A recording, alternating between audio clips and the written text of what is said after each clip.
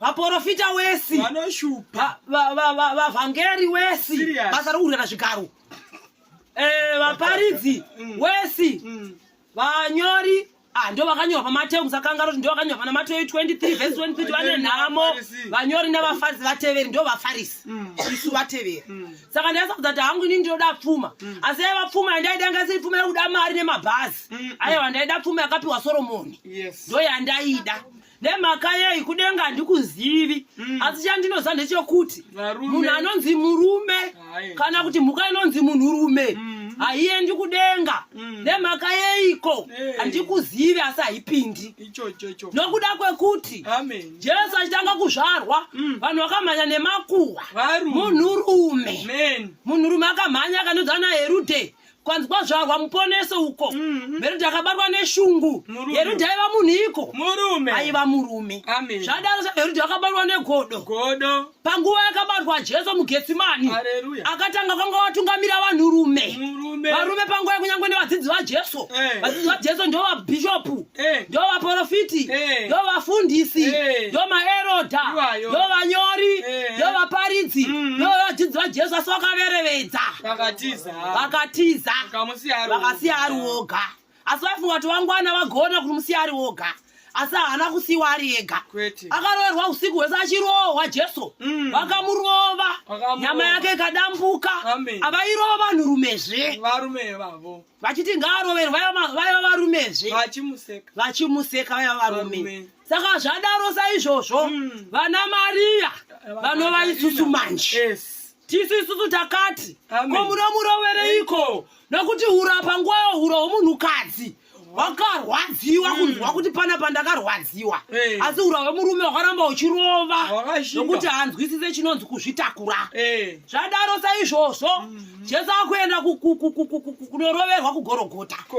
vakaenda naye vakamutakudza danda rairema asi vaiva nehofori dzevarume varume vakasimba vane misoro inorema ma25 kg vaivapo vane miri inorema ma150 kg asi havana kutendera kuti vatakure muchinjikwa kunze kwemurume umwe chete wekuAfrica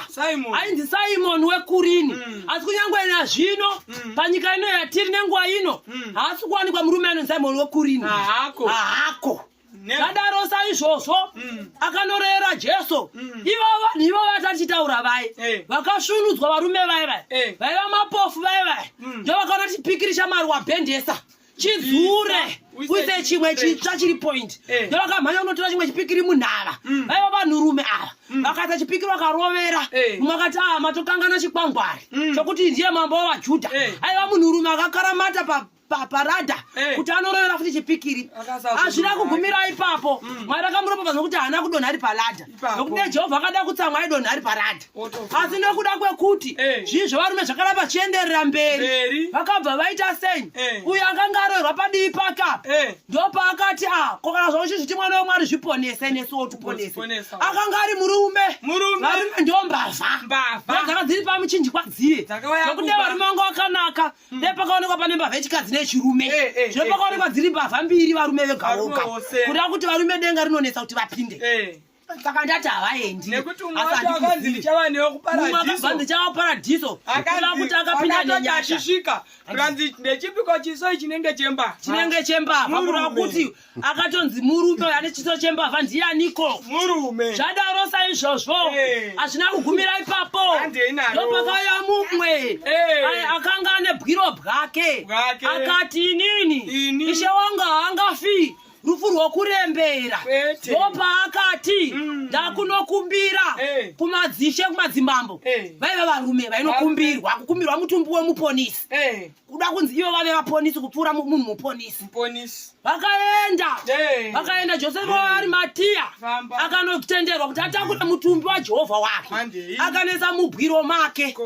aiswa mubwiro make Josefa wati akatakura mutumbi akaenda nawo ega achiterwa nevanhukadzi varume vakanga vabaleka kana kuti vakanga vatiza panguva iyoyo asi zvadaro saizvozvo vakati mabwiro sabata yakukwana vasikana vakuda kupinda kuti vaonewo Ishe Jesu wavo. Vakanzi nekuda kwekuti nguva yeSabata yakusvika, chimhanya yeSabata chigere kupera muone mutumbi waKristu wenyu. Vakapinda vasikana, vakabuda nekukasira. Vasikana vabuda, vakazoti nezuva retatu, vakadzokera kubwiro. Ndo vakadzokera zvanhukadzi. Kuda kunoona kuti Ishe wavo ari sei. Ndopa vakanzwa izwi remutumwa richiti, munotsvakireko vapenyu kuvakafa.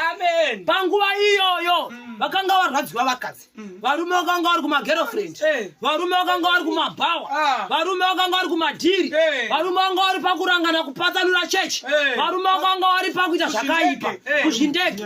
Asi panguva iyoyo vakadzi vakadzokera nokuti vaiziva kuti Ishe ndiye muponesi wavo. Saka muchiona zvakanzi vakadzi vacharopafadzwa nokuzvara. Izvo zvakaitirwa panguva, zvakatangira panguva yaJesu. Ishe akomborodza kwedama rake zvino nokusingaperi.